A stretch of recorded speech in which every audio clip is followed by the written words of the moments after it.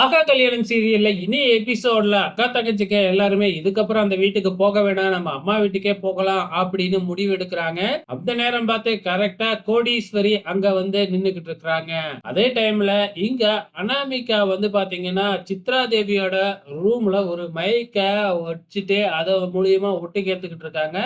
இங்க சித்ரா தேவி யாருக்கிட்டயோ போன்ல எனக்கு பக்காவா அந்த ஆடியோவை எடிட் பண்ணி கொடுங்க அப்படின்னு போன்ல பேசிக்கிட்டு இருக்கிறாங்க. யார பத்தி பேசுறாங்க அப்படின்னு தெரிஞ்சுக்கிறதுக்காக அனாமிகா வேணும்னே எதுவுமே தெரியாத மாதிரி ஒட்டு கேட்டுட்டு சித்ரா தேவியோட ரூமுக்கு போறாங்க.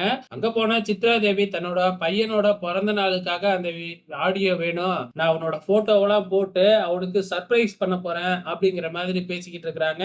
இது சித்ரா தேவி வேணும்னே பேசுறாங்களா, அனாமிகா வச்ச மைக்க கண்டுபிடிச்சிட்டாங்களா அப்படிங்கிறது தெரியல. ஆக மொத்தத்துல சித்ரா தேவிக்கு ஏதோ தெரிஞ்சிருக்கு, அனாமிகா நம்மள சந்தேகப்படுறா அப்படிங்கறது மட்டும் நல்லாவே தெரிஞ்சிருக்கு. இந்த பக்கம் நம்ம கோடீஸ்வரி வந்து பாத்தீங்கன்னா எனக்கு எல்லாமே தெரியும், நீங்க பேசிக்கிட்டு இருந்த எல்லாத்தையுமே நான் கேட்டுட்டேன், இதுக்கப்புறம் நீங்க சும்மா இருக்க கூடாது, முள்ள முள்ளால தான் எடுக்கணும், அதனால நீங்க 3 பேருமே கிளம்பி அந்த வீட்டுக்கு போங்க, இதுக்கப்புறம் எதா இருந்தாலும் எதிர்த்து கேள்வி கேளுங்க அப்படின்னு அட்வைஸ் பண்ணி 3 பேரையுமே வந்து கோடீஸ்வரி அவங்க வீட்டுக்கே அனுப்பி வைக்கிறாங்க.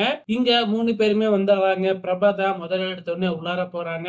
அங்க வர்ற அனாமிகா பிரபாவை ஏய் கொஞ்சம் நில்லு அப்படின்னு சொல்லி கூப்பிட்டு எங்க போயிட்டு வர, நீனும் விஜயும் போயிட்டு சுத்திட்டு வரீங்களா, ஊர் சுத்திட்டு வரீங்களா அப்படின்னு பிரபாவை திட்டுறாங்க. அதுக்கு பிரபா இருந்துகிட்டு இல்ல நான் கோயிலுக்கு தான் போனேன், நான் என்னோட 2 அக்காங்க கூட தான் போனேன் அப்படின்னு சொல்லிக்கிட்டு இருக்கும் பொழுது யாருகிட்ட கதை விடுற, பிரபாவும் இங்க இல்ல, பிரபாவுக்கு போன் பண்ணாலும் எடுக்க மாட்டேங்கிறான், நீங்க 2 பேரும் போய் சுத்திட்டு தானே வரீங்க அப்படின்னு மிரட்டிட்டு இருக்கும் பொழுது அங்க நம்ம மகாவும் ஐஸ்வர்யாவும் வந்துடுறாங்க. வந்த உடனே அனாமிகாவை லெப்ட் அண்ட் ரைட் வாங்கிடுறாங்க. இவன் என்ன உன்னோட வேலைக்காரியா, எதா இருந்தாலும் நீ போய் பிரபாவை கேளு, நீ போய் விஜய கேளு, இதுக்கு பிரபா கிட்ட வந்து கேட்டுக்கிட்டு இருக்க அப்படிங்கிற மாதிரி அனாமிகாவை லெப்ட் அண்ட் ரைட் வாங்கி விட்டு போயிடுறாங்க.